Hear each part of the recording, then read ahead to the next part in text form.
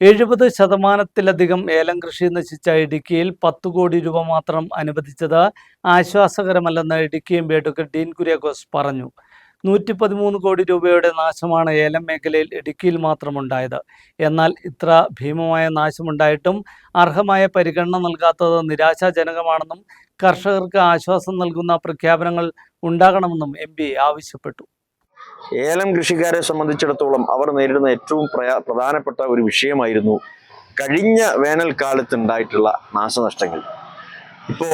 ഇന്നലെയാണ് ആകെപ്പാട് 10 കോടി രൂപയുടെ ഒരു നഷ്ടപരിഹാരം അനുവദിച്ചു എന്ന് പറയുന്നത്. അത് തന്നെ ഏറ്റവും പ്രതിഷേധകരമായിട്ടുള്ള ഒരു കാര്യമാണ്. ഒരു വർഷം കഴിയാറായി, ഇപ്പം അടുത്ത വേനൽക്കാലത്തിലേക്ക് നമ്മൾ കടക്കുകയാണ്.